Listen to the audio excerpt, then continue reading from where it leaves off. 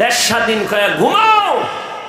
স্বাধীন হলে চট্টগ্রামে আইনজীবীর গলা কাটে কারা?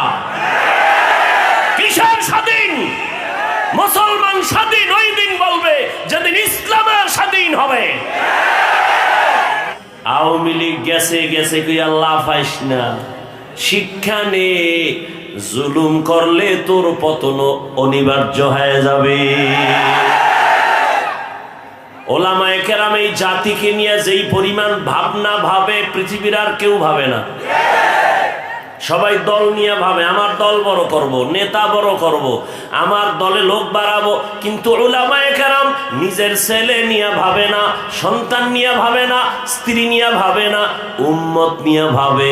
এ কারণেই তো মাজায় পাগড়ি বাইদা ছাত্র জনতার বৈষম্য বিরোধী আন্দোলনে ছাত্র শিক্ষক উলামায়ে কেরাম মাঠে নেমেছে ক্ষমতায় বসার জন্য না, এই জাতিকে জুলুম থেকে বাঁচাবার জন্য। हकीकत से तू दुनिया बेखबर है, दुनिया की नुमाइश पर नजर है।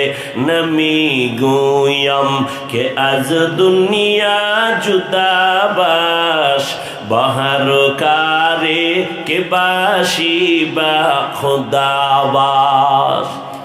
চেয়ারে বসে উপদেষ্টারা, হুজুরেরা কিন্তু বলে নাই তোমরা নামো আমগো বসাও। হুজুরেরা একটা সিগন্যাল দিয়ে রাখছে, রেড সিগন্যাল। জুলুম করলে কোনো ছাড় নাই। আর তোমরা নাকে তেল লাগায় ঘুমাও, দেশ স্বাধীন। এই বেটা, দেশ স্বাধীন কয়ে ঘুমাও।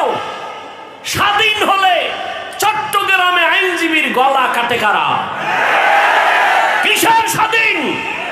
মুসলমান স্বাধীন ওই দিন বলবে যেদিন ইসলামের স্বাধীন হবে। মুসলমান তো স্বাধীন ওই দিন। নিশ্চিন্তে মুসলমান ঘুমাবি যেদিন এদেশের আলেম ওলামারা সিনা টান করে দ্বীনের কথা বলবে, কোনো সুদখোর ঘুষখোরের অনুমতি নেওয়া লাগবে না। মুসলমান তো স্বাধীন বলে নিশ্চিন্তে ঘুমাবে স্বাধীন যেদিন এদেশের মাদ্রাসা মসজিদের কমিটিতে একটা বেনামাজি সুদখোর থাকবে না।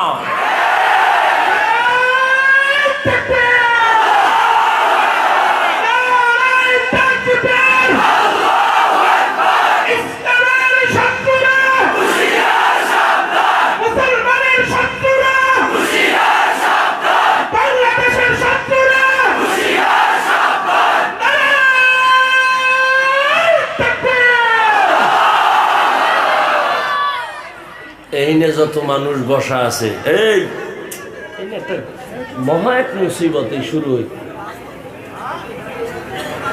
ঘর পুড়ে গেলে ঘর নতুন করা যায় না?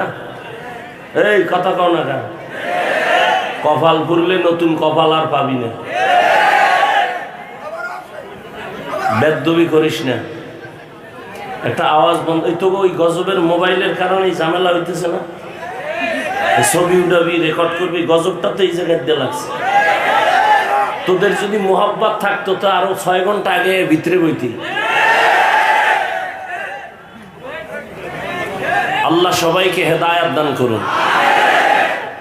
এখানে যত মানুষ আছে বেশিরভাগ মোটামুটি সরল মানুষ, সাধারণ মানুষ, তাই তো? এগো যদি বই হাতে লইয়া বুঝাই ইসকন কি, এই হেই, এটা কিছু মানুষ বুঝবে, কিছু মানুষ বুঝবে না। যদি কই হিন্দু, তাই বুঝে, বুঝে না? ও সব বাদ। আমি তো একটু মানে কি বলে কাটছাট কথা বলি যাতে সহজে বুঝেন। আজকে থেকে একটা শপথ করেন যে উলামায়ে কেরামের পেছন ছাড়া, তাদের পরামর্শ ছাড়া আমি কোনো লাইনে যাব না। উলামায়ে কেরাম যদি বলে এটা খারাপ, খারাপ, এটা ভালো, ভালো। বুঝে আসছে কথা? খুব সাবধান।